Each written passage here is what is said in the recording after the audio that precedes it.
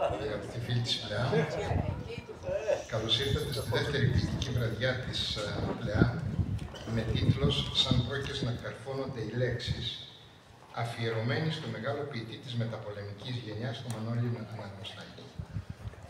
Σας ευχαριστούμε θερμά που είστε μαζί μας απόψε, σε μια βραδιά λόγου και μουσικής, όπου τα ποίηματα δεν θα ακουστούν απλώς, αλλά θα ζωντανέψουν την απαγγελία τους. Μέλη και φίλοι του μουσείου, με σεβασμό και αγάπη, θα δώσουν φωνή στα λόγια του Αναγνωστάκη, ενός ποιητή που ήξερε να λέει λίγα, μα να εννοεί πολλά, που έκανε το στίχο εργαλείο μνήμης, συνείδησης και ευθύνης. Συνδέσαμε τις βραδιές ποίησης με τη φωνή του Γιάννη Κασουτάκη.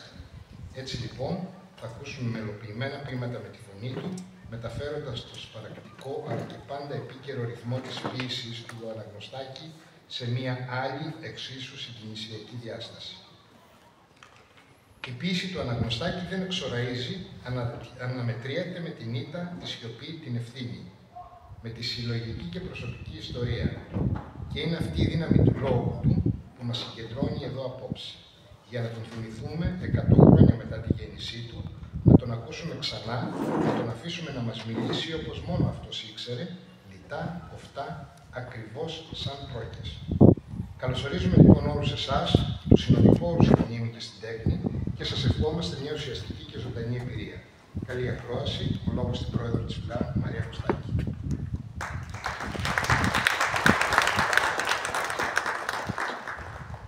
Καλησπέρα σας. Φέτος συμπληρώνονται 100 χρόνια από τη γέννηση του σπουδαίου ποιητή και στοχαστή Μανώλη Αναγνωστάκη, η ποίηση του οποίου έχει τη δύναμη να αφυπνίζει και να συγκινεί, με την ένταση και την πολιτική σκέψη με την οποία κατέγραψε τις αγωνίες της γενιάς του, με ύφος λιτό και δυνατό. Ο Μανώλης Αναγνωστάκης γεννήθηκε στη Θεσσαλονίκη στις 10 Μαρτίου του 1925. Η καταγωγή του πατέρα του Ανέστη ήταν από τα ρούστικα Ρεθύμνου. Το πατρικό του σπίτι, ο ποιητής το δώρισε στο Δήμο και σήμερα στεγάζει το κέντρο Αναγνωστάκη. Σπούδασε ιατρική και εργάστηκε ως ακτινολόγος αρχικά στη Θεσσαλονίκη και από το 1978 και εξής στην Αθήνα. Δεν γίνεται να μιλήσουμε για τον ποιητή Μανώλη Αναγνωστάκη χωρίς να μιλήσουμε για τον αγωνιστή Μανώλη Αναγνωστάκη. Γιατί αυτές οι δύο παράμετροι συμπορεύονται στη ζωή του. Ο Αναγνωστάκης δεν ανήκει σε αυτούς που δημιουργούσαν ερήμην της κοινωνίας, ούτε σε αυτούς που η ποίηση είναι αυτοσκοπός. Αντιθέτως, με την ιστορία της νεότερης Ελλάδας όλη στην πλάτη του, όπως σημειώνει η Ανθούλα Δανιήλ, εκφράστηκε αμφισβητικά, ειρωνικά, κριτικά ή και επιθετικά για θέματα της πατρίδας. Ποιον έχει ανάγκη αυτός που αναμετρήθηκε με το χάρο και ποιον θα φοβηθεί, διερωτάται η ίδια. Εμφανίστηκε στο λογοτεχνικό προσκήνιο αρκετά νέος, εν μέσω κατοχής. Σταμάτησε συνειδητά να γράφει ποίηση μετά το 1971, σε ηλικία μόλις 46 ετών, επιλογή για την οποία θα πει αργότερα. Στο αλλοιωμένο τοπίο της εποχής μας δεν θα ξαναγράψω. Το έργο μου το ολοκλήρωσα. Επιλέγω τη σιωπή. Πέθανε στην Αθήνα σε ηλικία 80 ετών τα ξημερώματα της 5ης 23 Ιουνίου του 2005. Το ποιητικό του έργο είναι σχετικά μικρό σε όγκο. Ο ίδιος σε συνέντευξή του το προσδιορίζει σε περίπου 100 ποίηματα, αλλά είναι σπουδαίο σε περιεχόμενο. Οι ποιητικές συλλογές του είναι οι εποχές 1945-47, τα ποίηματα 1941-71, η συνέχεια 1954-1962 και ο στόχος 1970. Έγραψε επίσης πεζά κείμενα ενώ ασχολήθηκε και με τη μελέτη και την κριτική της λογοτεχνίας, την αρθρογραφία σε πολιτικά έντυπα, τα δοκίμια και τις μεταφράσεις. Ο Αναγνωστάκης θεωρείται δίκαια από τους κορυφαίους ποιητές της πρώτης μεταπολεμικής γενιάς, γενιά του 50, η οποία σμιλεύτηκε μέσα από τα ιστορικά βιώματα και τα τραύματα του Δευτέρου Παγκοσμίου Πολέμου, της κατοχής, του εμφυλίου και των πολιτικών διώξεων που ακολούθησαν. Το 1943, φοιτητής ιατρικής στο Αριστοτέλειο Πανεπιστήμιο Θεσσαλονίκης, εντάχθηκε στην ΕΠΟΝ. Συμμετείχε σε κινητοποιήσεις, διαδηλώσεις και δράσεις αντίστασης κατά των Γερμανών και των συνεργατών τους, αλλά και στον παράνομο φοιτητικό τύπο, γράφοντας κείμενα που εμψύχωναν την νεολαία και καλούσαν σε αντίσταση. Η πολιτική του δράση συνεχίστηκε και μετά την απελευθέρωση μέσα από το φοιτητικό κίνημα. Την περίοδο του εμφυλίου, όταν οι διώξεις εναντίον των αριστερών κλιμακώνονταν, βρέθηκε στο στόχαστρο. Το 1948 συλλαμβάνεται για συνωμοτική δράση και φυλακίζεται στο Γεντή Κουλέ. Τον Ιανουάριο του 1949 καταδικάζεται σε θάνατο από έκτακτο στρατοδικείο. Τελικά η ποινή δεν εκτελέστηκε και ο Αναγνωστάκης βγήκε από τη φυλακή με τη γενική αμνηστία της κυβέρνησης Πλαστήρα το 1951.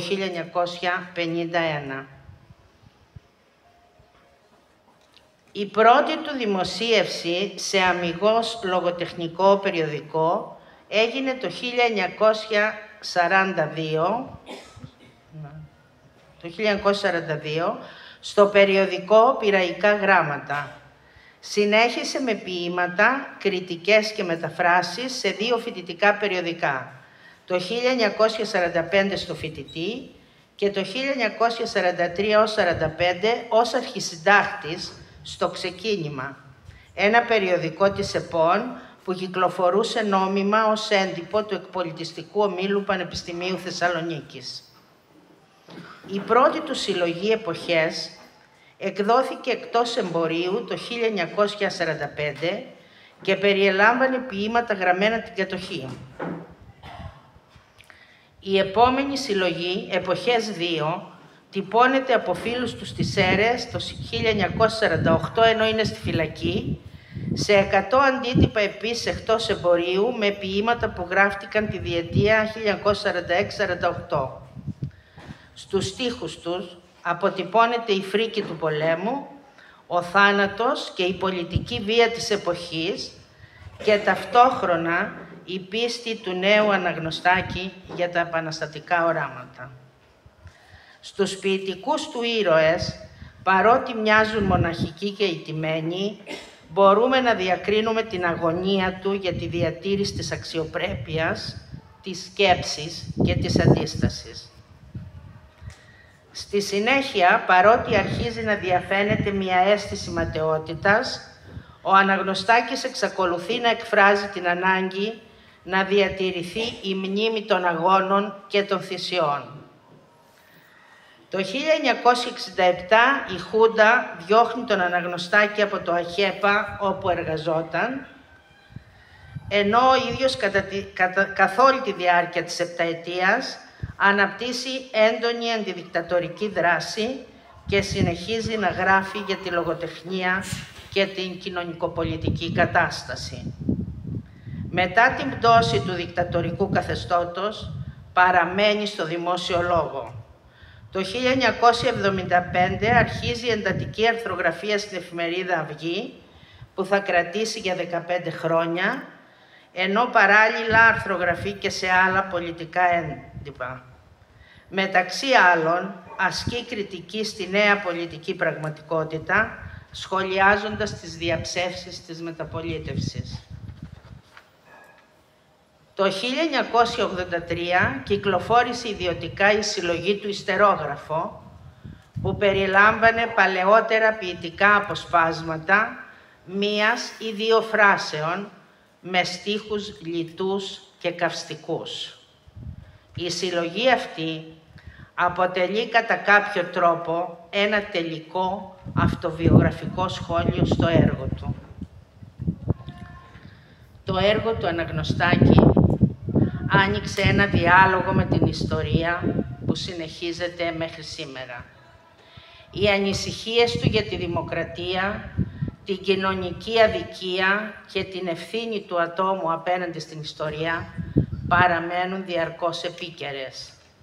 Γι' αυτό, ενώ μιλά για το παρελθόν, είναι εμφανές ότι ο λόγος του αφορά το παρόν και το μέλλον, τόσο σε ανθρώπινο επίπεδο, όσο και σε πολιτικό. Ο Ντίνος Χριστιανόπουλος, έτερος Θεσσαλονικός ποιητής, έγραψε για τον Αναγνωστάκη. Εκείνο που έφερε στην ποίησή μας ο Αναγνωστάκης είναι η χαμηλόφωνη κουβέντα με τον οξομολογητικό χαρακτήρα.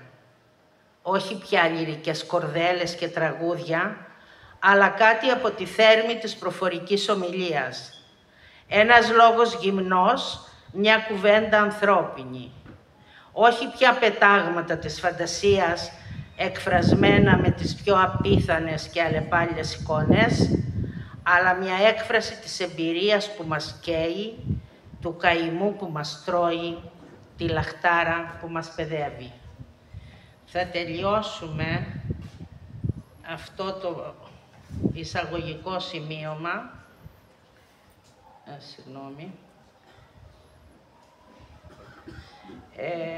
ακούγοντας τον ίδιο το Μανώλη Αναγνωστάκη από την εκπομπή Παρασκήνιο του Λάκη Παπαστάθη της ΕΡΤ. Έχω λάβει κι εγώ μέρος στην ηθική αντίσταση από πολύ μικρός, όπως πάρα πολλοί, όπως όλοι σχεδόν, όπως αποδεικνύεται τώρα τελευταία.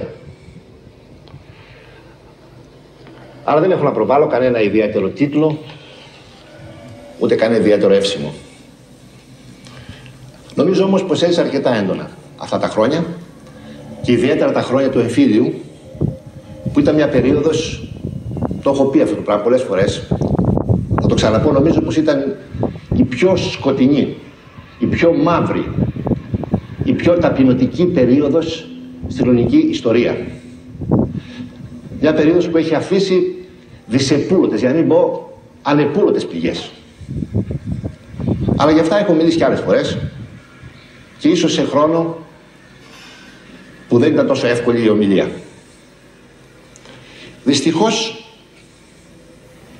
το δυστυχώς εδώ το λέω μολότι ξέρω ότι ήταν αναπόφευκτο και δίκαιο. Δυστυχώς η εποχή αυτή έχει μια υπερβολική συναισθηματική φόρτιση. Όλα συναισθηματικά. Λες δεν το ξέρω. Μια φόρτιση από την οποία πολύ δύσκολα μπορούμε να ξεφύγουμε. Εμείς οι παλιότεροι. Αλλά νομίζω πως πρέπει να ξεφύγουμε όχι για να δούμε το παρελθόν διαφορετικά. Γιατί δεν μπορούμε εμείς να το δούμε διαφορετικά. Κακά τα ψέματα. Ή να το δούμε πιο αντικειμενικά. Έλα Γιώργο, βάλε στη θήκη το μαχαίρι.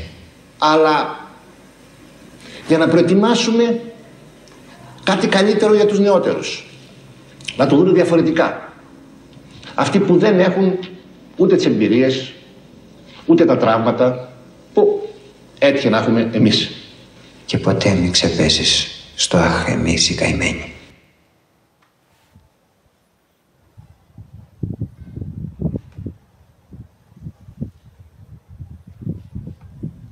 Ας περάσουμε τώρα στον ποιητικό του λόγο.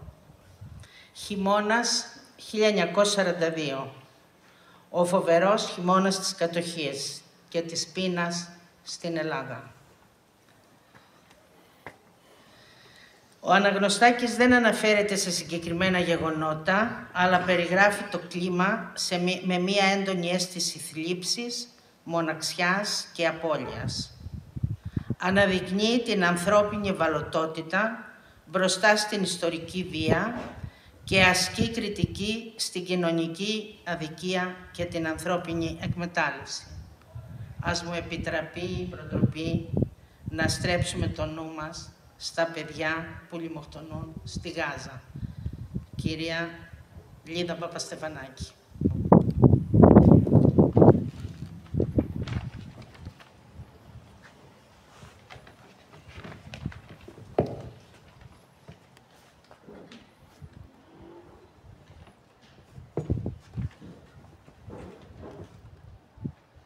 Χειμώνας 1942. Ξημέρωσε ο δείχτης, πάλι Κυριακή. 7 μέρες, η μια πάνω απ' την άλλη, δεμένες, ολόιδιες, σαν χάντρες κατάμαυρες, κομπολογιών του σεμινάριου. Μια, 4, 52. 6 μέρες, όλες για μια. 6 μέρες αναμονή, 6 μέρες σκέψη. Για μια μέρα, μόνο για μια μέρα, μόνο για μια ώρα. Απόγευμα κύλιος. Ώρες ταυτισμένες, χωρίς συνείδηση, προσπαθώντας μια λάμψη σε φόντο σελίδων με πένθυμο χρώμα. Μια μέρα αμφίβολης χαράς, ίσως μόνο μια ώρα, λίγες στιγμές. Το βράδυ αρχίζει πάλι η αναμονή. Πάλι μια εβδομάδα, 4:52. Σήμερα βρέχει από το πρωί. Ένα κίτρινο χιονόνερο. Από τα 5 μικρά θέματα, ίσκη βουβή, μουσική, Μίκης Θεοδωράκης. Ο Αναγνωστάκης στρατεύτηκε στον πολυδιάστατο άνθρωπο και τα προβλήματά του, τις χαρές και τις αγωνίες του, τα πάθη και τα βάσανά του, την απογοήτευση και την προσμονή, τις ψευδαισθήσεις και τα οράματά του. Και πέτυχε το μοναδικό, να γράψει μια οδή στην προσπάθεια υπέρβασης της ανθρώπινης οδύνης, σημειώνει ο Νάσος Βαγενάς. Ιωάννα Φούσκη. Ίσκη βουβή, αραγμένη στη σκάλα, μάτια θολά που κράτησαν εικόνες θαλασσινές. Κύματα με τη γλυκιά αγωνία στην κάτασπρη ράχη. Γυμνός κυλίστηκα μέσα στην άμμο, μα δεν υποτάχτηκα. Και δεν αγάπησα μόνον εσένα που τόσο με κράτησες, όπως αγάπησα τα ναυαγισμένα καράβια με τα τραγικά ονόματα, τους μακρινούς φάρους, τα φώτα ενός απίθανου ορίζοντα, τις νύχτες που γύρευα μόνος να βρω το χαμένο εαυτό μου, τις νύχτες που μόνος γυρνούσα χωρίς κανείς να με νιώσει, τις νύχτες που σκότωσα μέσα μου κάθε παλιά μου αυταπάτη. Ίσκη βουβή αραγμένη στη σκάλα, μάτια θόλα που κράτησαν εικόνες θαλάσσινες, κύματα με τη γλυκιά αγωνία στην κάτασπρη ράχη. Γύμνος κυλίστηκα μέσα στην άμμο, μα δεν υποτάχτηκα και δεν αγάπησα μόνο εσένα που τόσο με κράτησες,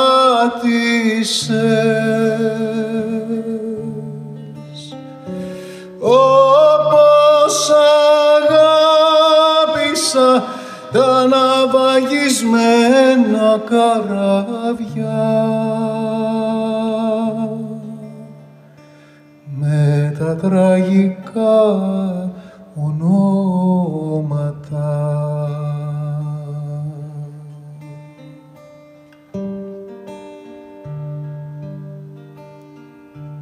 Τους μακρινούς φάρους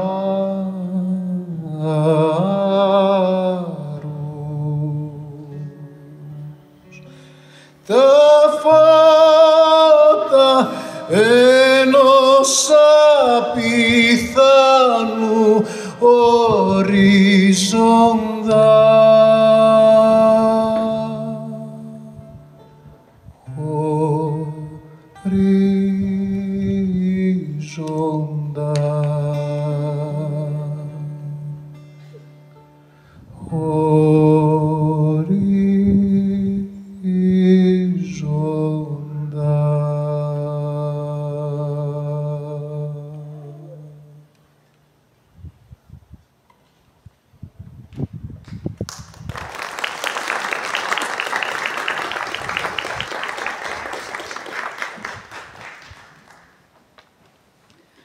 Χάρις 1944. Η ίδια εφιαλτική εποχή, κατοχή, μνημόσυνο και νεκρόδειπνος μαζί, στον Χάρη που σκοτώθηκε και στους οραματισμούς του. Ο Χάρης, όπως λέει και το όνομά του, είναι μια χαρισματική προσωπικότητα η οποία μπορεί να γοητεύει, να εμψυχώνει, να συνενώνει, να συγκινεί, ακόμα και νεκρός, παραπέμποντας συνειρμικά στην ομηρική Νέκεια. Εμμανουέλα Φούσκη. Ήμασταν όλοι μαζί και ξεδιπλώναμε ακούραστα τις ώρες μας.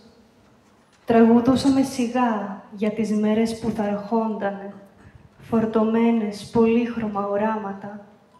Αυτός τραγουδούσε, σωπαίναμε. Η φωνή του ξυπνούσε μικρές πυρκαγιές, χιλιάδες μικρές πυρκαγιές που πυρπολούσαν τη νιώτη μας. Μερόνυχτα έπαιζε το κρυφτό με το θάνατο σε κάθε γωνιά και σοκάκι. Λαχταρούσε, ξεχνώντας το δικό του κορμί, να χαρίσει στους άλλους μίαν άνοιξη. Ήμασταν όλοι μαζί, μαθαρείς πως αυτός ήταν όλοι. Μια μέρα μας σφύριξε κάποιος στα αυτή, πέθανε ο Χάρης, σκοτώθηκε ή κάτι τέτοιο. Λέξεις που τις ακούμε κάθε μέρα. Κανείς δεν τον είδε. Ήταν σούρουπο. Θα είχε σφιγμένα τα χέρια όπως πάντα. Στα μάτια του χαράχτηκε άσβηστα η χαρά της καινούριας ζωής μας. Μα όλα αυτά ήταν απλά και ο καιρός είναι λίγος. Κανείς δεν προφταίνει. Δεν είμαστε όλοι μαζί. 2-3 ξενιτεύτηκαν. Τράβηξε ο άλλος μακριά με ένα φέρσιμο αόριστο και ο Χάρης σκοτώθηκε. Φύγανε κι άλλοι. Μας ήρθαν καινούργοι. Γέμισαν οι δρόμοι. Το πλήθος ξεχύνεται αβάσταχτο. Ανεμίζουνε πάλι σημαίες. Μαστιγώνει ο αγέρας στα λάβαρα. Μες στο χάος κυματίζουν τραγούδια. Αν μες στις φωνές που τα βράδια τρυπούν ανελαίητα τα τείχη, ξεχώρισες μια, είναι η δική του. Ανάβει μικρές πυρκαγιές, χιλιάδες μικρές πυρκαγιές που πυρπολούν την ατίθαση νιώτη μας. Είναι η δική του φωνή που βουίζει στο πλήθος τριγύρω σαν ήλιος. Παγκαλιάζει τον κόσμο σαν ήλιος, που σπαθίζει τις πίκρες σαν ήλιος, που μας δείχνει σαν ήλιος λαμπρός τις χρυσές πολιτείες που ξανοίγονται μπρος μας, λουσμένες στην αλήθεια και στο έθριο το φως. Ήτανε νέοι, οι επονίτες νέοι, που αντιπάλεψαν το τέρας του ναζισμού, είναι οι ποιητικές περσόνες που ακολουθούν. Επιτρέψτε μας να το αφιερώσουμε στους συμπολίτες μας, που πρόσφατα μας άφησαν και ήταν επονίτες. Δώρα Κοκολάκη και Γιώργος Χατζηδάκης. Αναστασία Λασιωτάκη. Οι δρόμοι ήταν σκοτεινοί και λασπωμένοι. Το πιάτο στο τραπέζι λιγοστό. Το φιλί στο κατόφλι ήταν κλεφτό. Και έρωτες μέσα στις καρδούλες κλειδωμένοι. Ήτανε νέοι, ήταν παιδιά και έτυχε να είναι και καλή σοδιά. Τα βράδια ξενυχτούσαν στα υπόγεια και σβάρνα ολημερί στις γειτονιές. Αχ, τα σοκάκια εκείνα κι οι γωνιές, σφιχτά που φυλάξαν τα τίμια λόγια. Ήτανε νέοι, ήταν παιδιά και έτυχε να είναι και καλή σοδιά. Δεν ξέρανε πατέρα, μάνα, σπίτι. Μάναν σπίτι, ένα δεν δίναν για το σήμερα παρά. Δεν ρίχνανε δραχμές στο κουπαρά, δεν κράταγαν με ζούρα και ριαβίτη. Ήτανε νέοι, ήταν παιδιά και έτυχε να είναι και καλή σοδιά. Ο πόλεμος. Απώλειες αγαπημένων προσώπων. Παιδιά που πεθαίνουν. Σωρία από κούφιες αναγγελίες θανάτων. Ψυχρές και απρόσωπες που μετατρέπουν τον άνθρωπο σε ένα κενό αριθμό, συγκροτούν ένα εφιαλτικό σκηνικό. Με λεπτομέρεια που φτάνει στον κινησμό, ο ποιητής περιγράφει αλληγορικά τη λήξη του πολέμου και κάθε πολέμου στο ρου της ιστορίας. Εορτασμοί, λάβαρα και ακέφαλα πτώματα να πανηγυρίζουν. Ζωντανά πτώματα, άνθρωποι που συγκαταλέγονται στους επιζώντες, μα μέσα τους είναι νεκροί. Γι' αυτό κανένας πόλεμος δεν τέλειωσε ποτέ. Νίκος Δόρτζης. Ο πόλεμος. Οι δείχτες κοκαλιάσανε κι αυτοί στην ίδια ώρα. Όλα αργούν πολύ να τελειώσουν το βράδυ, όσο κι αν τρέχουν γρήγορα οι μέρες και τα χρόνια. Έχει όμως κανείς και τις διασκεδάσεις του. Δεν μπορείς να πεις. Απόψε το μπουχάρι σε 3 θέατρα πρεμιέρα. Εγώ συλλογίζομαι το γέρο συμβολεογράφο του τελευταίου πατώματος με το σκοτωμένο γιο, που δεν τον είδα ούτε και σήμερα. Έχει μήνας να φανεί. Στο λιμάνι, τα μπορντέλα παραγεμίσανε από το πλήρωμα των καινούριων αντιτοπιλικών και οι μάρκες πέφτουνε γραμμή. Η θερμάστρα, κουρασμένη τόσα χρόνια, έμεινε πάλι φέτος σε μια τιμητική διαθεσιμότητα. Το πολύ αγαπημένο μας Αγγελούδι, εδώ θα μπει το όνομα που για τώρα δεν έχει σημασία, ετών 8 και τα λοιπά και τα λοιπά. Στην οδό Αιγύπτου, πρώτη πάροδος δεξιά, τα κορίτσια κοκαλιασμένα περιμένανε απόρα τον Ισπανό με τα τσιγαρόχαρτα. Κι εγώ ίδιος δεν το πιστεύω, αλλά προσπαθώ να σε πείσω οπωσδήποτε πως αυτό το πράγμα στη γωνιά ήτανε κάποτε σαν και σένα, με πρόσωπο και με κεφάλι. Όσον που όμως, ας το ομολογήσουμε, ο καιρός διορθώνεται και να που στο διπλανό κέντρο άρχισαν κιόλας οι δοκιμές. Αύριο είναι Κυριακή. Σιγά σιγά αδειάσανε οι δρόμοι και τα σπίτια, όμως ακόμη κάποιος έμεινε και τρέχει να προφτάσει. Και ρυθμικά χτυπήσανε μια-μια οι ώρες και ανοίξανε πόρτες και παράθυρα με ξέσιες αποκεφαλισμένες μορφές. Ύστερα ήρθανε τα λάβαρα, οι σημαίες και οι φανφάρες και οι τείχοι γκαμιστήκανε από τις άναρθρες κραυγές. Πτώματα ακέφαλα χορεύανε τρελά και τρέχανε σαν μεθυσμένα όταν βαρούσαν οι καμπάνες. Τότε θυμάσαι που μου λες, τέλειωσε ο πόλεμος. Όμως ο πόλεμος δεν τέλειωσε ακόμα. Γιατί κανένας πόλεμος δεν τέλειωσε ποτέ.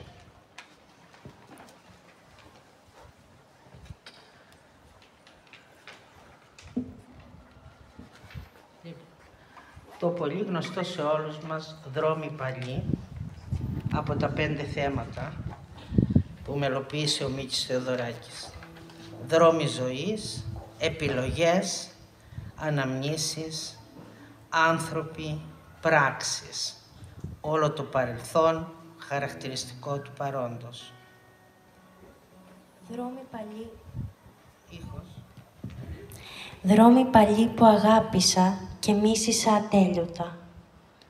Κάτω από τους ίσκιους των σπιτιών να περπατώ.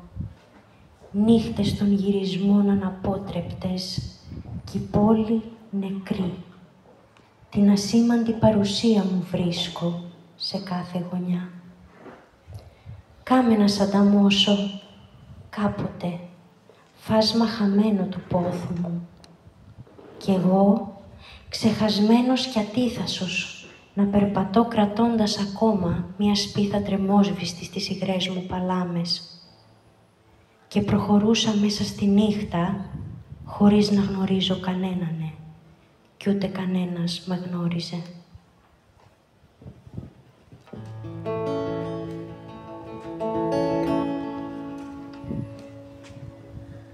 Δρόμοι παλιοί που αγάπησα και μίσησα ατέλειωτα. Κάτω απ' τους ίσκιους των σπιτιών να περπατώ, νύχτες των γυρισμών αναπότρεπτες κι η πόλη νεκρή.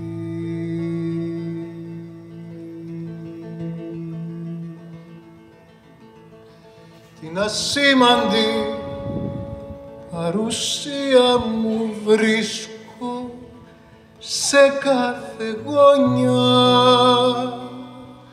Κάμε να σ' ανταμώσω κάποτε φάσμα χαμένο του πόθου μου κι εγώ, ξεχασμένος κι ατίθασος, να περπατώ κρατώντας μια σπίθα τρεμόσβηστη στις υγρές μου παλάμες.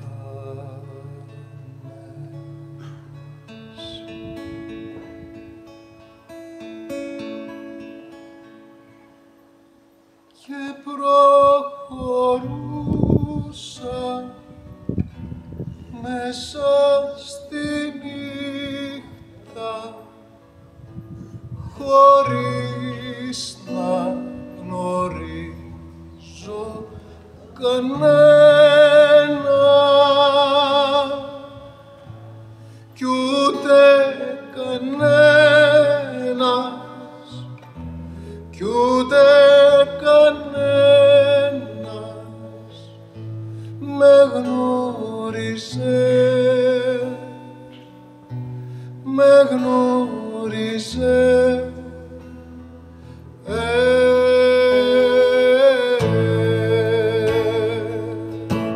Και προχωρούσα μέσα στη νύχτα χωρίς να γνωρίζω κανένα κι ούτε κανένας κι ούτε κανένας με γνώριζε, με γνώριζε.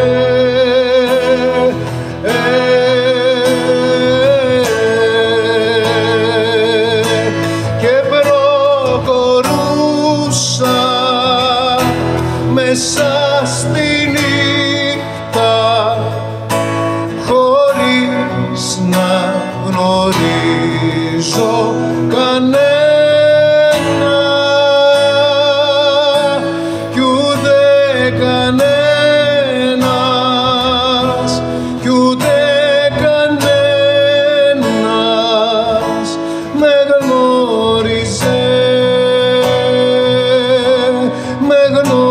χώριζε.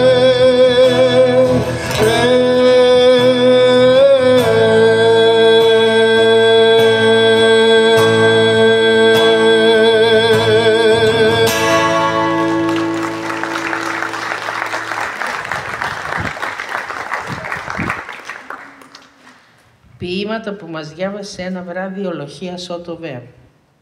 Ο ποιητής, για να εκφράσει την αντιπολεμική του αντίληψη, χρησιμοποιεί ένα Γερμανό Λοχία. Στη συνείδησή μας, ο Γερμανός Λοχίας είναι συνδεδεμένος με την έννοια του κατακτητή και του φιλοπόλεμου. Με την πρώτη ανάγνωση του τίτλου του ποίηματος, ο Αναγνωστάκης θέτει κατευθείαν την άλλη διάσταση του πολέμου.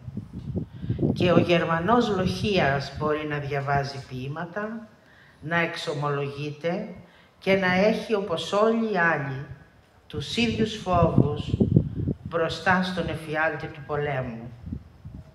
Ο Αναγνωστάκης, με μαεστρία, κάνει τον παραλογισμό του πολέμου να φαντάζει ακόμα τραγικότερος στο στόμα του Γερμανού Λοχία. Ευαγγελία Λυράκη. Σε 2 λεπτά θα ακουστεί το παράγγελμα. Εμπρός!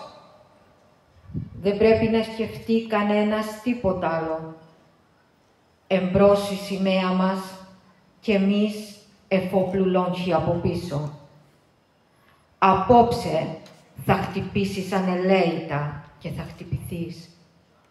Θα τραβήξεις μπροστά τραγουδώντας ρυθμικά εμβατήρια. Θα τραβήξεις μπροστά που μαντεύονται χιλιάδες ανήσυχα μάτια. Εκεί που χιλιάδες χέρια σφίγγονται γύρω από μια άλλη σημαία. Έτοιμα να χτυπήσουνε και να χτυπηθούν. Σε ένα λεπτό πρέπει πια να μας δώσουν το σύνθημα. Μια λεξούλα μικρή που σε λίγο εξαίσια θα λάμψει. Κι εγώ που έχω μια ψυχή παιδική και δειλή, που δεν θέλει τίποτα άλλο να ξέρει από την αγάπη, κι εγώ πολεμώ τόσα χρόνια χωρίς Θεέ μου να μάθω γιατί, και δεν βλέπω μπροστά τόσα χρόνια παρά μόνο το δίδυμο αδερφό μου.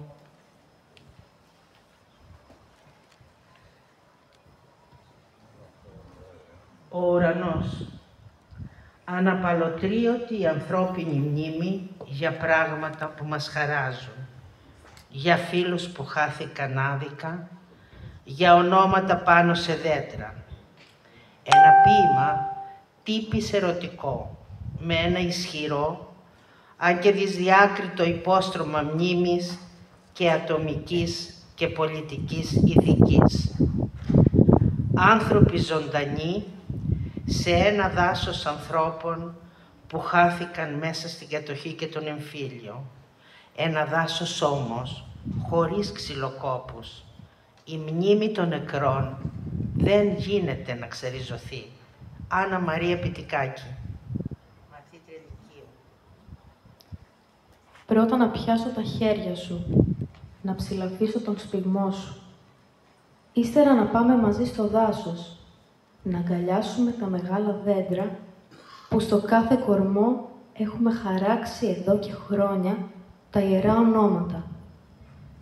Να τα συλλαβήσουμε μαζί, να τα μετρήσουμε ένα-ένα, με τα μάτια ψηλά στον ουρανό, σαν προσευχή. Το δικό μας το δάσος δεν το κρύβει ο ουρανός.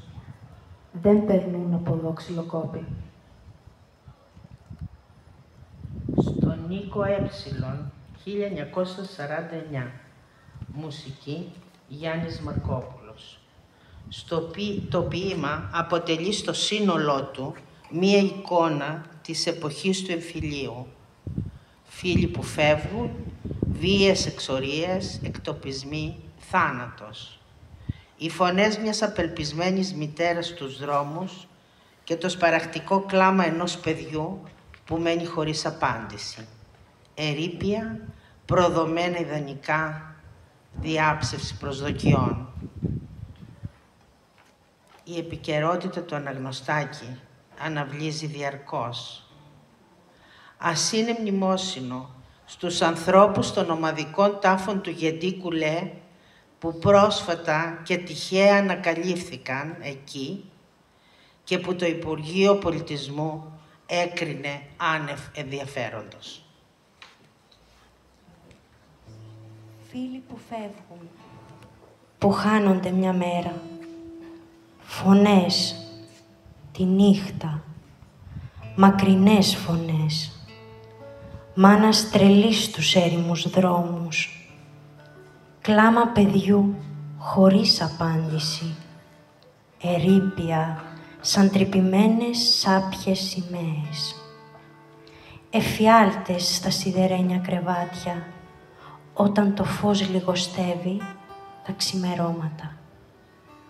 Μα ποιος με πόνο θα μιλήσει για όλα αυτά?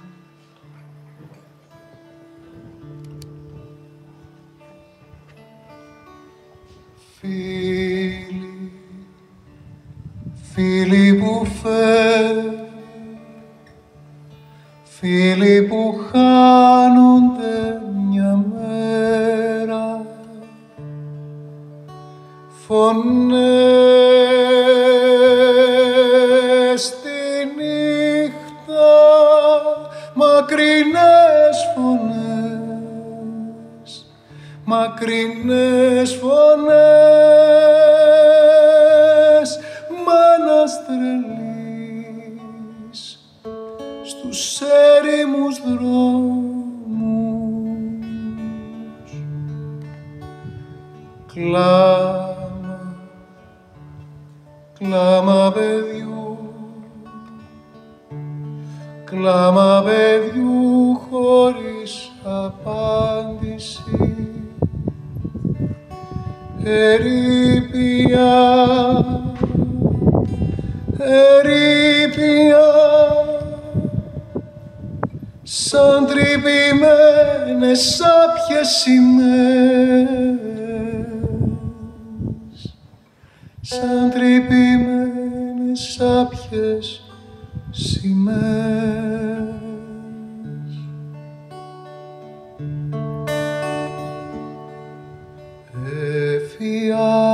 Εφιάλτες, όταν το φως λιγοστεύει,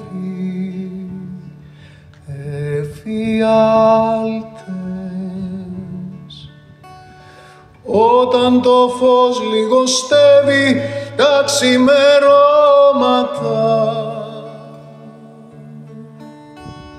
Μα ποιος με πόνο θα μιλήσει για όλα αυτά?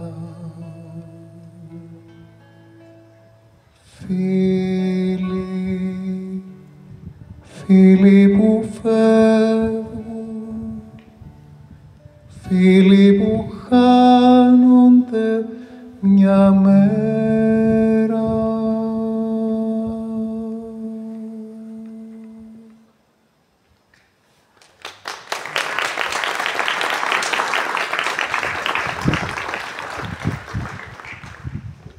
Θεσσαλονίκη, μέρες 1969 μετά Χριστόν. Δικτατορία 1967. Το ποίημα πρωτοδημοσιεύτηκε στα 18 κείμενα και ήταν καταγγελία του χουντικού καθεστώτος και της φαινομενικής εικόνας της ευημερίας και του εξυγχρονισμού που πίσω της κρυβόταν η αθλιότητα της αλωτρίωσης, της συναλλαγής και του κατήφορου που οδηγεί η χώρα. Οδυσσέας Γκουρός. Στην οδό Αιγύπτου, πρώτη πάροδος δεξιά, τώρα υψώνεται το μέγαρο της Τράπεζας Συναλλαγών. Τουριστικά γραφεία και πρακτορία μεταναστεύσεως και τα παιδάκια δεν μπορούν πια να παίζουν από τα τόσα τροχοφόρα που περνούν. Άλλωστε, τα παιδιά μεγάλωσαν, ο καιρός εκείνος πέρασε, το ξέρατε. Τώρα πια δεν γελούν, δεν ψιθυρίζουν μυστικά, δεν εμπιστεύονται. Όσα επιζήσαν, εννοείται, Γιατί ήρθανε βαριές αρρώστιες από τότε, πλημμύρες, καταποντισμοί, σεισμοί, θωρακισμένοι στρατιώτες. Θυμούνται τα λόγια του πατέρα. Εσύ θα γνωρίσεις καλύτερες μέρες. Δεν έχει σημασία τελικά αν δεν τις γνώρισαν. Λένε το μάθημα οι ίδιοι στα παιδιά τους. Ελπίζοντας πάντοτε πως κάποτε θα σταματήσει η αλυσίδα, ίσως στα παιδιά των παιδιών τους ή στα παιδιά των παιδιών των παιδιών τους. Προς το παρόν, στον παλιό δρόμο που λέγαμε, υψώνεται η Τράπεζα Συναλλαγών. Εγώ συναλλάσσομαι, εσύ συναλλάσσεσαι, αυτός συναλλάσσεται.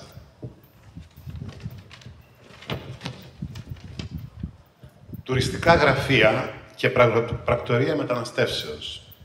Εμείς μεταναστεύουμε, εσείς μεταναστεύετε, αυτοί μεταναστεύουν. Όπου και να ταξιδέψω, η Ελλάδα με πληγώνει, έλεγε και ο ποιητής.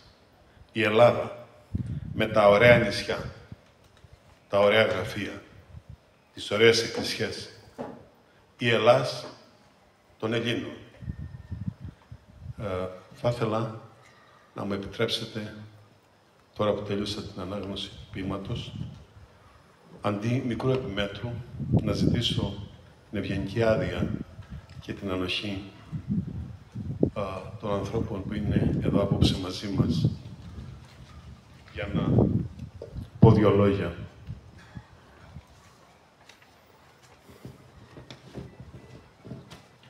Μετά το Δεύτερο Παγκόσμιο Πόλεμο του αίματος και της καταστροφής, ο Γερμανός φιλόσοφος Θεοντόρ Αντόρνο είχε γράψει πως η ποίηση μετά το Auschwitz είναι βαρβαρική, δεν έχει κανένα περιεχόμενο.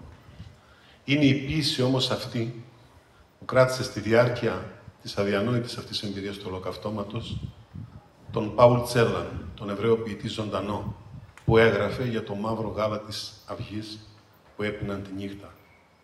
Η ποίηση έχει ίσως ένα ιαματικό χαρακτήρα και μια δύναμη. Θέλω να διαβάσω ένα μικρό ποίημα του Ταοφίκ Ζαγιάντ, του Παλαιστίνιου ποιητή, που γεννήθηκε το 1932 και πέθανε το 1994, αλλά διέζησε σχεδόν τα ίδια χρόνια με τον Μανώλη Αναγνωστάκη. Έχει τίτλο «Με τα δόντια». Είναι μικρό, δεν θα σας κουράσω. Με τα δόντια θα υπερασπιστώ την κάθε στιγμή από το χώμα της πατρίδας μου. Με τα δόντια μου. Γη, άλλη πατρίδα μου δεν δέχομαι. Ακόμα κι αν με κρέμαγαν από τις φλέβες, μένω εδώ. Όμηρος της αγάπης για τη μάντρα του σπιτιού μου. Για την πάχνη και το στοργικό ζαμπάκι. Μένω εδώ. Κι όλο τους τα σταυρώματα δεν με συντρίβουν. Μένω εδώ και υπερασπίζομαι την κάθε σπιθαμή από το χώμα της πατρίδας μου. Με τα δόντια. Ευχαριστούμε.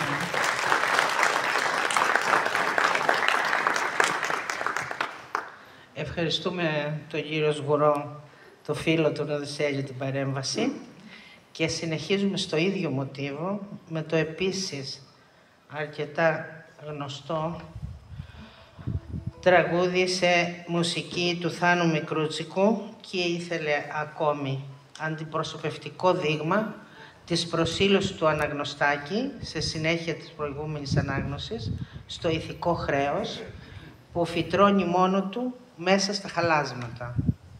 Ο ποιητής μας εισάγει στον κόσμο του έσκατου πόνου και εκείνος μόνος αλλά και όρθιος προσπαθεί να σώσει τα τιμαλφή της ζωής.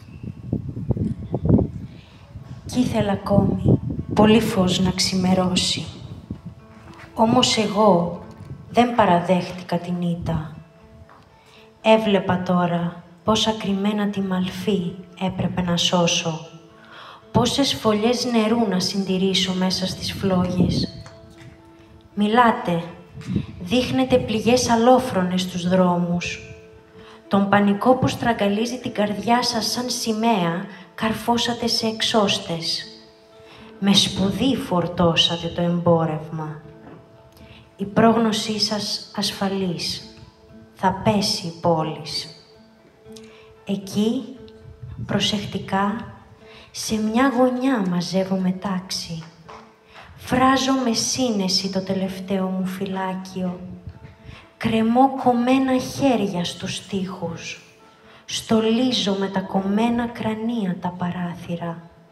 Πλέκω με κομμένα μαλλιά το δίχτυ μου και περιμένω.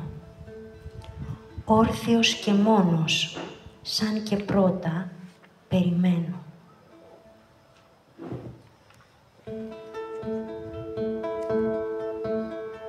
Κι ήθελα ακόμη πολύ φως να ξημερώσει, όμως εγώ δεν παραδέχτηκα την ήττα, όμως εγώ δεν παραδέχτηκα την ήττα. Έβλεπα τώρα πόσα κρυμμένα τη μαλφή έπρεπε να σώσω. Έβλεπα τώρα πόσα κρυμμένα τη μαλφή έπρεπε να σώσω. Πόσες φωλιές νερού να συντηρήσω μέσα στις φλόγες. Πόσες φωλιές νερού να συντηρήσω μέσα στις φλόγες. Μιλάτε, δείχνετε πληγές αλόφρονες στους δρόμους. Μιλάτε, δείχνετε πληγές αλόφρονες στους δρόμους. Τον πανικό που στραγγαλίζει την καρδιά σας σαν σημαία. Τον πανικό που στραγγαλίζει την καρδιά σας σαν σημαία.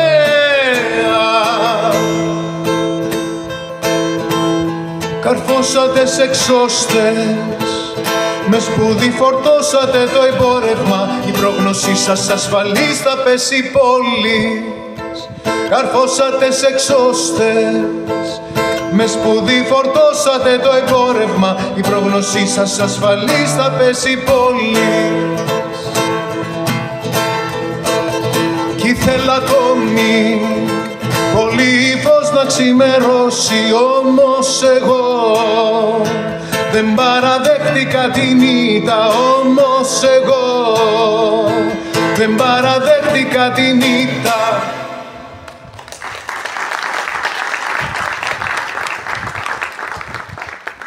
Ευχαριστούμε την κυρία Σπυριδάκη που είναι παρούσα απόψε μαζί μας και συνεχίζουμε. Μιλώ. Συγγνώμη γιατί εδώ με τα τεχνικά δεν τα καταφέρνω πολύ καλά. Ένα χαρακτηριστικό ποίημα που αρχίζει με τη λέξη «μιλώ» είναι η αποκορύφωση της αμεσότητας που χαρακτηρίζει τον ποιητή. Ο ποιητής μιλά σε μας για όλα εκείνα που βιώνουν οι άνθρωποι σε εποχές κρίσης και καθώς μιλά, τα μοιράζεται μαζί μας, δημιουργεί ένα κλίμα εγκύτητας, μας καθιστά συντρόφους του. Κεντρικό θέμα του, μία απεχθής και συνηθισμένη ανθρώπινη στάση, η προδοσία των ιδανικών. Αλλά ο ίδιος συνεχίζει να μιλάει για εκείνους που δεν πρόδωσαν, τους ψαράδες. Γιάννης Τσιχλής. Μιλώ για τα τελευταία σαλπίσματα των νικημένων στρατιωτών, για τα τελευταία κουρέλια από τα γιορτινά μας φορέματα, για τα παιδιά μας που πουλάν τσιγάρα στους διαβάτες. Μιλώ για τα λουλούδια που μαραθήκανε στους τάφους και τα σαπίζει η βροχή, για τα σπίτια που χάσκουνε δίχως παράθυρα σαν κρανία ξεδοντιασμένα, για τα κορίτσια που ζητιανεύουνε δείχνοντας τα στήθια τις πληγές τους. Μιλώ για τις ξυπόλυτες μάνες που σέρνονται στα χαλάσματα, για τις φλεγόμενες πόλεις, τα σουριασμένα κουβάρια στους δρόμους, τους μαστροπούς ποιητές που τρέμουνε τις νύχτες στα κατόφλια. Μιλώ για τις ατέλειωτες νύχτες όταν το φως λιγοστεύει τα ξημερώματα, για τα φορτωμένα καμιόνια και τους βηματισμούς στις υγρές πλάκες, για τα προάβλια των φυλακών και για το δάκρυ των μελοθανάτων. Μα πιο πολύ μιλώ για τους ψαράδες που αφήσανε τα δίκτυα τους και πήρανε τα βήματά του. Και όταν αυτός κουράστηκε, αυτοί δεν ξαποστάσαν. Και όταν αυτός τους πρόδωσε, αυτοί δεν αρνηθήκαν. Και όταν αυτός δοξάστηκε, αυτοί στρέψαν τα μάτια. Και οι σύντροφοι τους φτύνανε και τους σταυρώναν. Και αυτοί, γαλήνοι, το δρόμο παίρνουνε πάκρι δεν έχει, χωρίς το βλέμμα τους να σκοτεινιάσει ή να λυγίσει. Όρθιοι και μόνοι, μες στη φοβερή ερημία του πλήθους. Φοβάμαι. Ρεαλιστικά, τολμηρά, ξεκάθαρα.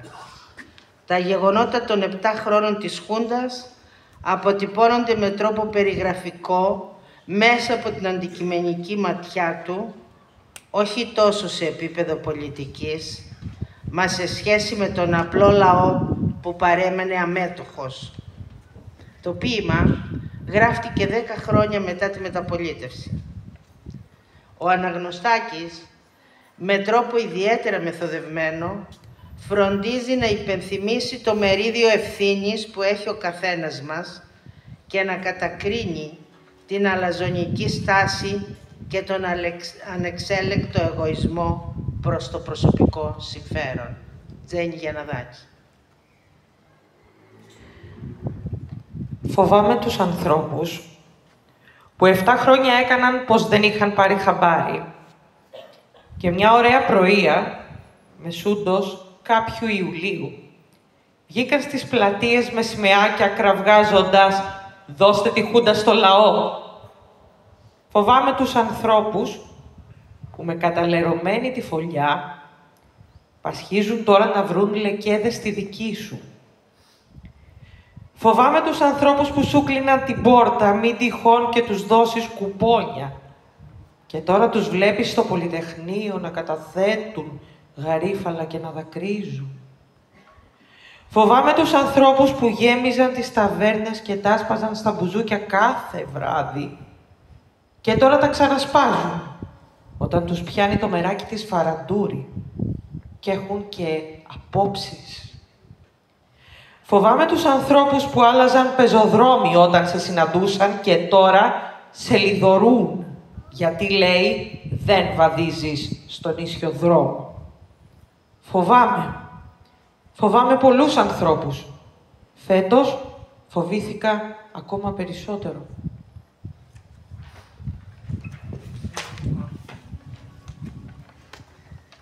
Έφτασες αργά. Μουσική Μίκης Θεοδωράκης. Για όσους δεν πρόλαβαν, για όσους επέλεξαν τη σιωπή, αλλά και για όσους κατέβασαν το κεφάλι.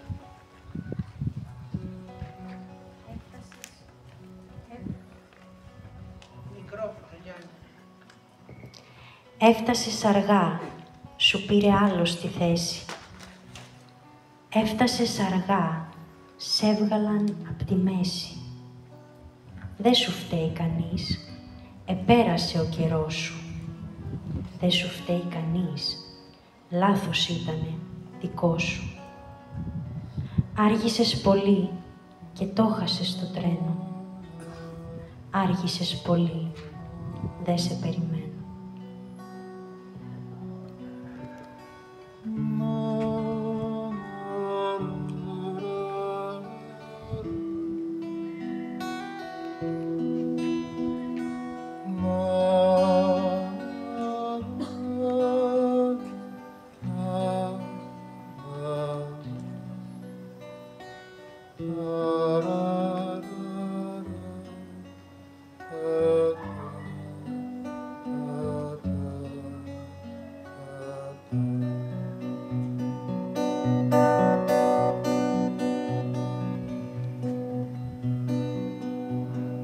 Έφτασες αργά, σου πήρε άλλος τη θέση. Έφτασες αργά, έφτασες αργά, σε έβγαλαν απ' τη μέση.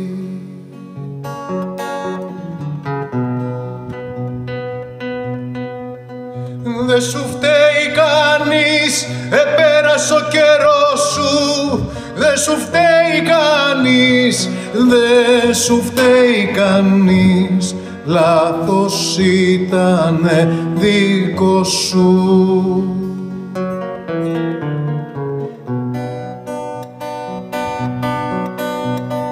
Άργησες πολύ και το χάσες το τρένο.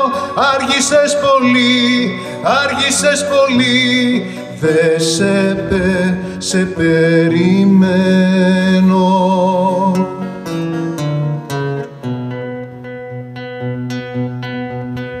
Δε σου φταίει κανείς, επέρασε ο καιρός σου. Δε σου φταίει κανείς, δε σου φταίει κανείς. Λάθος ήτανε δικό σου.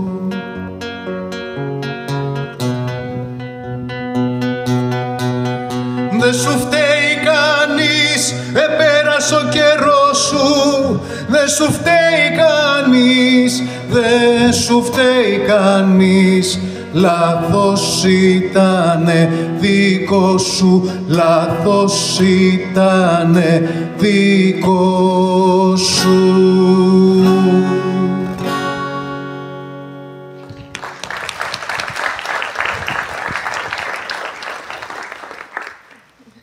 Προσχέδιο δοκιμίου πολιτικής αγωγής.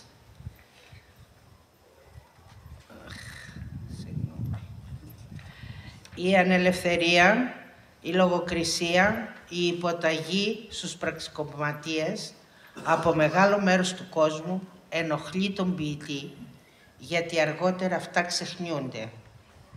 Ο ίδιος σε συνέντευξή του θα πει: αυτή η ανεξέλεγκτη και χυμαρώδης αντιστασιολογία, πόσο μάλλον από ανθρώπους που όψιμα ανακάλυψαν αυτό το ορυχείο, ομολογώ ότι με εκνευρίζει λίγο, με μελαγχολεί. Κυρίως με ενοχλεί ο στόμφος, τα μεγάλα λόγια, η καθυστερημένη επίδειξη τίτλων και ευσήμων που για μένα ελάχιστα δικαιούνται και αυτοί είναι εκείνοι που δεν τα προβάλλουν. Η ιστορία πλαστογραφήθηκε, εξευτελήθηκε, παραποιήθηκε. Το θέμα είναι να μην ξαναγράψουμε μια ιστορία πάλι με αποσιωπήσεις, εν ονόματι σκοπιμοτήτων δικών μας αυτή τη φορά. Αυτό μας ρίχνει σε ένα φαύλο κύκλο λειψής ενημέρωσης και κακής πληροφόρησης των νεότερων γενιών. Κωστής Παπαδάκης. Προσχέδιο δοκιμίου πολιτικής αγωγής. Οι τσαγκαράδες να φτιάνουν όπως πάντα γερά παπούτσια. Οι εκπαιδευτικοί να συμμορφώνονται με το αναλυτικό πρόγραμμα του Υπουργείου. Οι τροχονόμοι να σημειώνουν με σχολαστικότητα τις παραβάσεις. Οι εφοπλιστές να καθελκύουν διαρκώς νέα σκάφη. Οι καταστηματάρχες να ανοίγουν και να κλείνουν σύμφωνα με το εκάστοτε ωράριο. Οι εργάτες να συμβάλλουν ευσυνείδητα στην άνοδο του επίπεδου παραγωγής. Οι αγρότες να συμβάλλουν ευσυνείδητα στην κάθοδο του επίπεδου καταναλώσεως. Οι φοιτητές να μιμούνται τους δασκάλους τους και να μην πολιτικολογούν. Οι ποδοσφαιριστές να μην δωροδοκούνται πέραν ενός λογικού όριου. Οι δικαστές να κρίνουν κατά συνείδηση και εκτάκτως μόνο κατ' επιταγή. Ο τύπος να μην γράφει ό,τι πιθανόν να εμβάλει εις ανησυχία τους φορτοεκφορτωτάς. Οι ποιητές, όπως πάντα, να γράφουν ωραία ποίηματα. Πρόκειται περί προσχεδίου, ως ο τίτλος, και προσφέρεται εις ελευθέραν δημοσίαν συζήτηση. Μετά τας ακουστισωμένας απόψεις, θα γίνει τελική επεξεργασία υποομάδος εγκρίτων ποιητών και θα παραδοθεί εις το κοινόν προς γνώσιν και αναμόρφωσιν.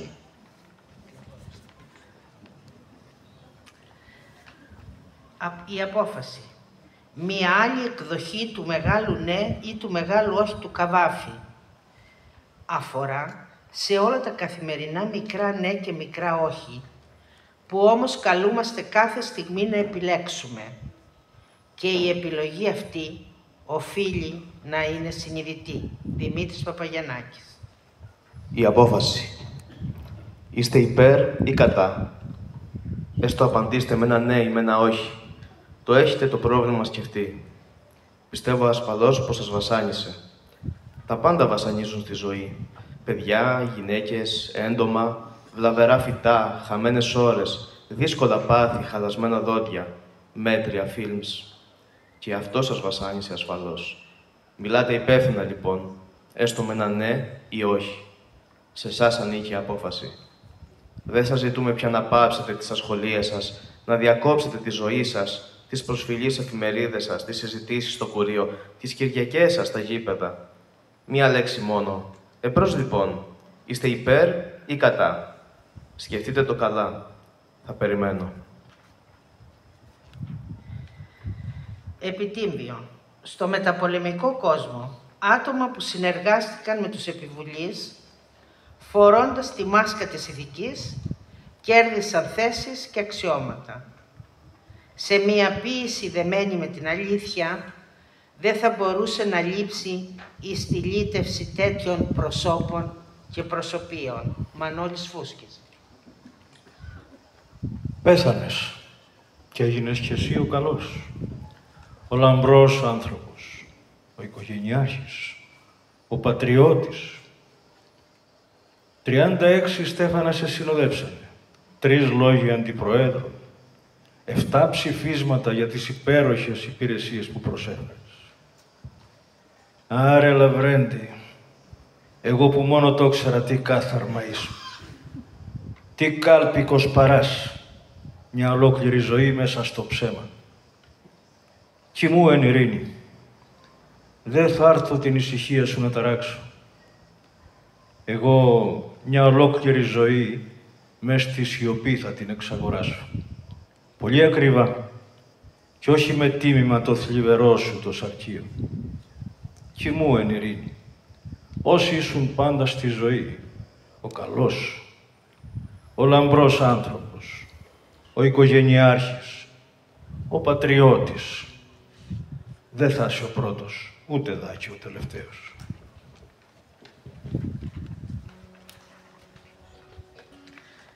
Δεν έφταιγε ο ίδιος, μουσική Μίκης Θεοδωράκης. Πικρή διαπίστωση πως επιπλέον στο δημόσιο χώρο μικροί άνθρωποι που αδυνατούν να σηκώσουν ανάστημα, να αναλάβουν ευθύνες, να καθοδηγήσουν το πλήθος. Είναι η μοίρα μας, φαίνεται. Δεν έφταιγε ο ίδιος, τόσος ήτανε. Η εποχή, τα βάρη, οι συνθήκες. Κι άλλοι την πάθανε που τότε είπαν το ναι και δεν ακούσανε των παλιών τις υποθήκες. Τάχα η θέλησή σου λίγη, τάχα ο πόνος σου μεγάλος. Η ζημιά ήτανε στο ζύγι, πάντα φταίει κάποιος άλλος. Καλά, ποιο είναι το κέρδος, ποια η ζημιά. Ποιος να το πει, δεν ξέρει. Το βέβαιο ήτανε πως κάτι δεν πήγε καλά. Δεν έφτασε όπου ονειρεύτηκε το χέρι. Δεν έφταιγε ο ίδιος, τόσος ήτανε. Κι οι άνθρωποι γεμάτοι είναι τώρα απαιτήσεις. Αφού σήμερα δεν θα έλεγε το ίδιο το ναι, τώρα περίσσεψαν η σύνεση και η κρίση.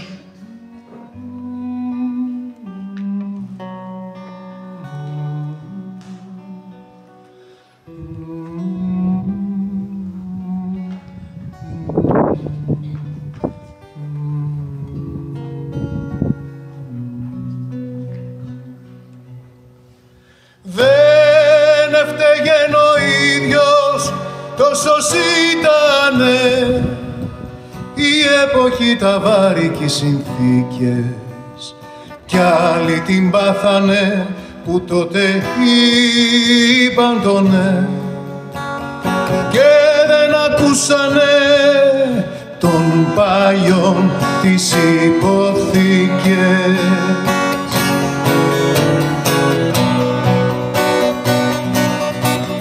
Τάχα η θέληση σου λίγη, τάχα ο πόνος σου μεγάλος, η ζημιά ήτανε στο ζύγι, πάντα φταίει κάποιος άλλος.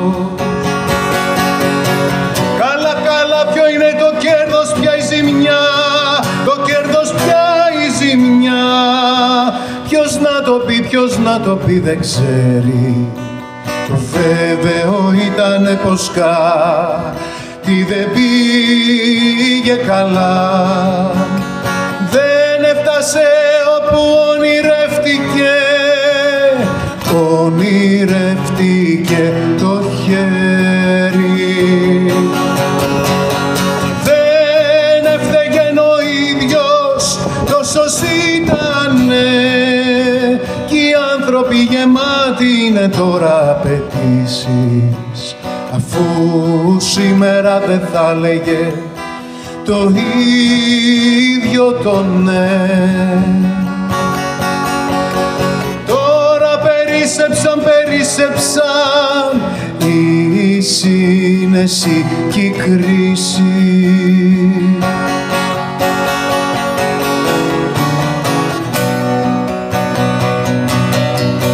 Τάχα η θέληση σου λίγη, τάχα ο πόνος σου μεγάλος, η ζημιά ήτανε στο ζύγι, πάντα φταίει κάποιος άλλος, πάντα φταίει κάποιος άλλος.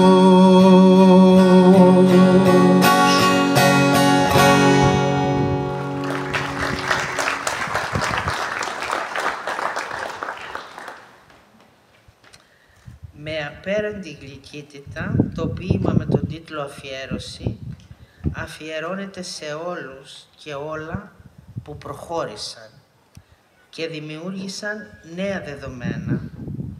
Αλλά στο τέλος υπάρχει πάντα η βαθιά πίκρα για ό,τι έμεινε ανολοκλήρωτο.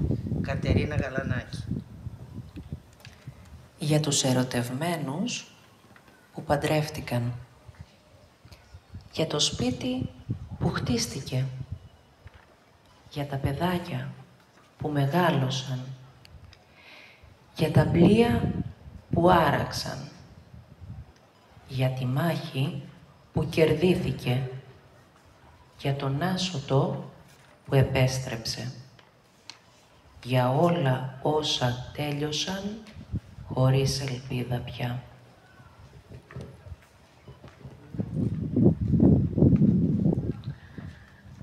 Το ερώτημα τίθεται διαρκώς.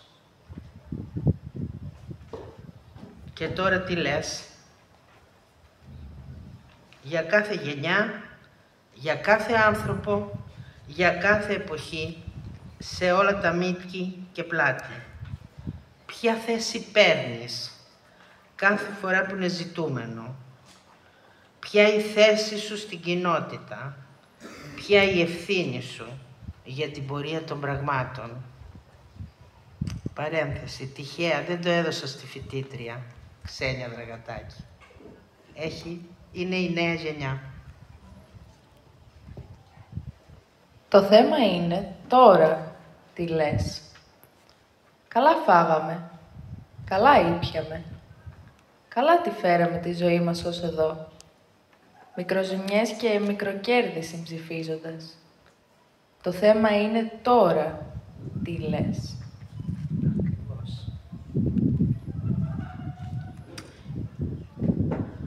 Όταν η Άνοιξη θα έρθει, ελπίζουμε όλοι σε κάτι καλύτερο. Γιατί η Άνοιξη είναι σύμβολο ανανέωσης, δημιουργίας, επούλωσης τραυμάτων και επανεκκίνησης. Με λίγα λόγια, η ελληνική συλλογική μοίρα σε κάθε ένα στίχο του ποίηματος «Όταν μια Άνοιξη». Αντωνία Οικονομάκη. Όταν μια Άνοιξη χαμογελάσει, Θα ντυθείς μια καινούρια φορεσιά και θα έρθεις να σφίξεις τα χέρια μου, παλιά μου φίλε. Κι ίσως κανείς δεν σε προσμένει να γυρίσεις. Μα εγώ νιώθω τους χτύπους της καρδιάς σου και ένα άνθος φυτρωμένο στην όρημη πικραμένη σου μνήμη. Κάποιο τρένο τη νύχτα σφυρίζοντας ή ένα πλοίο μακρινό και απροσδόκητο θα σε φέρει μαζί με τη νιώτη μας και τα όνειρά μας. Κι ίσως τίποτα αλήθεια δεν ξέχασες, μα ο γυρισμός πάντα αξίζει περισσότερο από κάθε μου αγάπη και αγάπη σου, παλιά μου φίλε. Στο παιδί μου, ο ποιητής πατέρας, πολιτικός, ηθικός και πνευματικός καθοδηγητής, που γαλουχεί υπεύθυνα και συνειδητά το κοινό του, το προστατεύει από το ψέμα, φωτίζει με την τέχνη του την πλαστογραφημένη ζωή. Μόνο μια άκρη της αλήθειας να σηκώσω, να ρίξω λίγο φως στην πλαστογραφημένη μας ζωή, όσο μπορώ και όσο κρατήσω, θα πει και ο έτερος Θεσσαλονικιός Τίτος Πατρίκιος. Στο παιδί μου λοιπόν, Μαρία Παυλάκη. Στο παιδί μου δεν άρεσαν ποτέ τα παραμύθια και του μιλούσανε για δράκους και για το πιστό σκυλί, για τα ταξίδια της Πεντάμορφης και για τον Άγριο Λύκο. Μα στο παιδί μου δεν άρεσαν ποτέ τα παραμύθια. Τώρα, τα βράδια, κάθομαι και του μιλώ. Λέω, το σκύλο, σκύλο. Το λύκο, λύκο. Το σκοτάδι, σκοτάδι. Του δείχνω με το χέρι τους κακούς. Του μαθαίνω ονόματα σαν προσευχές. Του τραγουδώ τους νεκρούς μας. Αχ, φτάνει πια. Πρέπει να λέμε την αλήθεια στα παιδιά.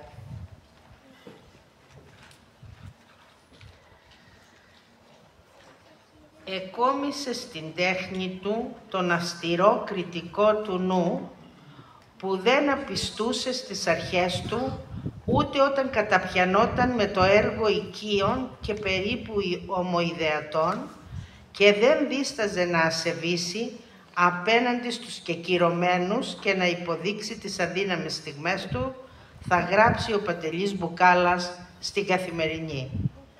Θα μπορούσε το ποίημα επίλογος να θεωρηθεί και ως μία ποιητική υποθήκη του Αναγνωστάκη. Μαρία Γουλιδάκη. Και όχι αυταπάντες, προπαντός. Το πολύ πολύ να τους ευλάβεις σαν δυο θαμπούς προβολής μες στην ομίχλη. Σαν ένα δελτάριο σε φίλους που λείπουν, με τη μοναδική λέξη «ζω». Γιατί, όπως πολύ σωστά είπε κάποτε και ο φίλος μου ο Τίτος, κανένα στίχος σήμερα δεν κινητοποιεί τις μάζες. Κανένα στίχος σήμερα δεν ανατρέπει καθεστώτα. Έστω, ανάπηρος δείξε τα χέρια σου. Κρίνε για να κρυφθείς.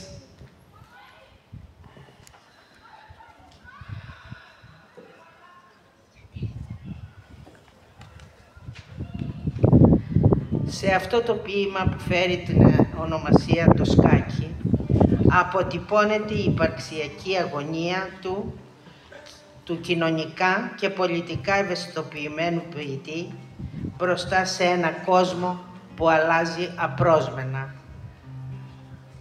Και εμείς σήμερα το ζούμε σε μια παγκόσμια κλίμακα που δεν ξέρουμε τι μας ξημερώνει.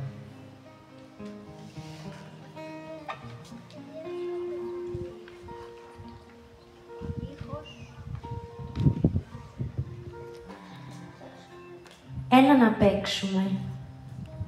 Θα σου χαρίσω τη βασίλισσά μου. Ήταν για μένα μια φορά η αγαπημένη. Τώρα δεν έχω πια αγαπημένη. Θα σου χαρίσω τους πύργους μου. Τώρα πια δεν πυροβολώ τους φίλους μου. Έχουν πεθάνει καιρό πριν από μένα. Και ο βασιλιάς αυτός δεν ήταν ποτέ δικός μου. Κι ύστερα τόσους στρατιώτες, τι τους θέλω. Τραβάνε μπρος σκυφτοί, δίχως καν όνειρα. Όλα και τα λογά μου θα στα δώσω. Μονάχα ετούτο τον τρελό μου θα κρατήσω, που ξέρει μόνο σε ένα χρώμα να πηγαίνει, δρασκελώντας τη μιαν άκρη ως την άλλη, γελώντας προς τις τόσες πανοπλίες σου, μπαίνοντας μέσα στις γραμμές σου ξαφνικά, αναστατώνοντας τις στέρεες παρατάξεις. Και αυτή δεν έχει τέλος η παρτίδα. Μουσική Δημήτρης Παπαδημητρίου. Ξέχασα πια. Έλα να παίξουμε, θα σου χαρίσω τη βασίλισσά μου. Ήταν για μένα μια φορά η αγαπημένη, τώρα δεν έχω πια αγαπημένη.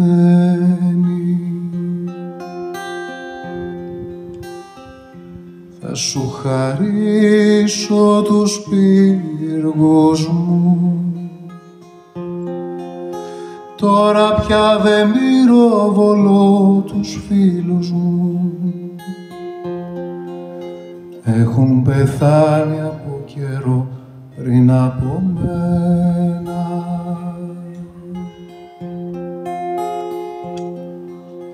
Όλα και τα λογά μου θα στα δώσω. Όλα και τα λογά μου θα στα δώσω.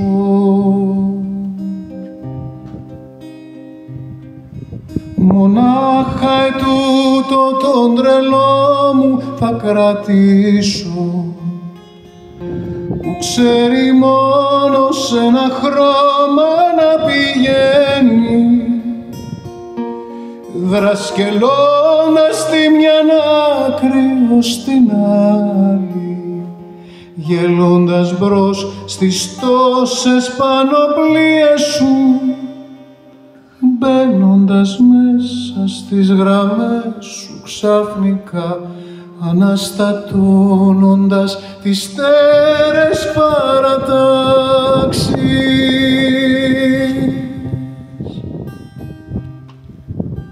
Έλα να παίξουμε,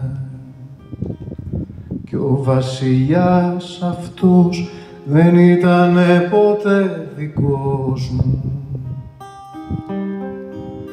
Κι ύστερα τόσους στρατιώτες τι τους θέλω, τραβάνε μπρος σκυφτοί δίχως καν όνειρα.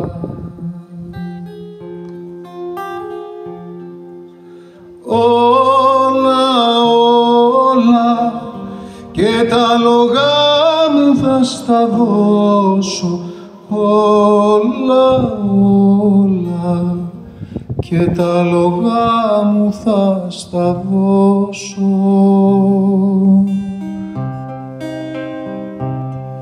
Μονάχα τούτο τον τρελό μου θα κρατήσω, που ξέρει μόνο σε ένα χρώμα να πηγαίνει, δρασκελώντας τη μιαν άκρη ως την άλλη, γελώντας μπρος στις τόσες πανοπλίες σου, μπαίνοντας μέσα στις γραμμές σου ξαφνικά, αναστατώνοντας τις στέρες παρατάξεις.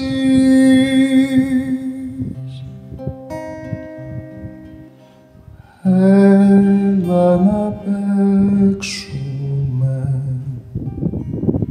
κι αυτή δεν έχει τέλος η παρτίδα.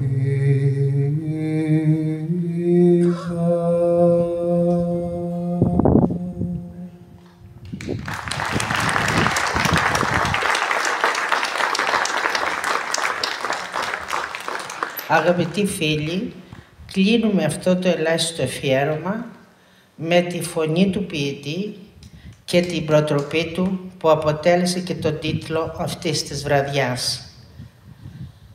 Στο ποίημα ποιητική, ο ποιητής σκηνοθετεί ένα διάλογο με τον εαυτό του, θέτοντας ερωτήματα για το ρόλο της ποίησης και καταλήγοντας σε ένα συγκλονιστικό συμπέρασμα που οφείλουμε όλοι να κρατήσουμε.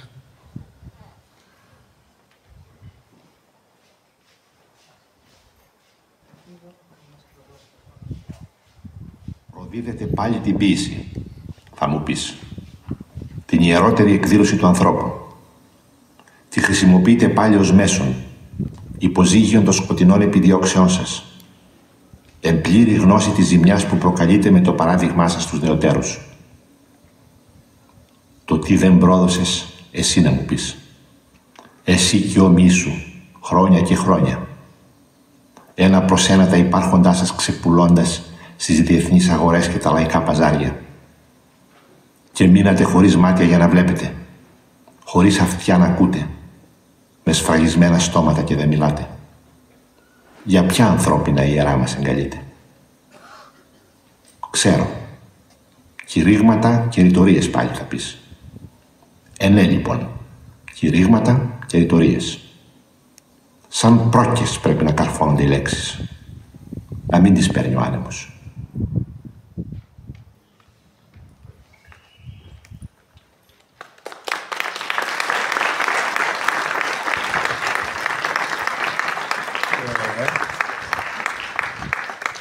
Πιστεύω ότι συμφωνείτε όλοι ότι ήταν εξαιρετικά. Κλείνοντας λοιπόν τη βραδιά και το αφιέρωμα στο Μανώλη Αναγνωστάκη, σαν πρόκες να καρφώνονται οι λέξεις, νιώθουμε πως οι στίχοι του δεν ακούστηκαν απλώς, ξαναγεννήθηκαν όμως μέσα από τις φωνές των φίλων του μουσείου και τη φωνή του Γιάννη του Κασωτάκη. Λέξεις που δεν έχουν πια τίποτα να δώσουν, μονάχα το αίμα τους. Έγιναν απόψε γέφυρες μνήμης και ελπίδας, ξανασμίγοντας την ποίηση με τη ζωή. Στον απόϊχο μας συνοδεύει εκείνη η ακατάπαυστη υπενθύμηση του ποιητή. Δεν φτάνει να μιλάς για την ελευθερία, πρέπει και να τη ζεις. Και ίσως αυτό να είναι το δώρο της ποίησής του, μια φωνή λιτή, αυστηρή και τρυφερή μαζί, που μας καλεί να στεκόμαστε όρθιοι, να μην ξεχνούμε και να συνεχίζουμε. Γιατί όπως ο ίδιος ψιθύρισε, η ιστορία δεν γράφεται με λόγια, γράφεται με πράξεις. Ας φύγουμε λοιπόν με την καρδιά πιο ανάλαφρη και πιο φωτισμένη, γνωρίζοντας πως οι λέξεις του θα καρφώνονται μέσα μας σαν πρόκες για να μας κρατούν ξύπνιους και αληθινούς. Σας ευχαριστούμε και ανανεώνουμε το ραντεβού μας για την Κυριακή 24 Αυγούστου στην εκδήλωση μνήμης του Ρούσου. Τι θέλεις, Μαρία μου? Το μπουφέ. Ας μην ξεχάσουμε λοιπόν ότι η Νονά έχει φροντίσει ιδιαίτερα για το κάτι της. Σας ευχαριστούμε ιδιαίτερα. Μου επιτρέπετε να ευχαριστήσω ιδιαίτερα τον Γιάννη τον Κασωτάκη και θέλω ένα θερμό χειροκρότημα για τη χαρισματική του παρουσία.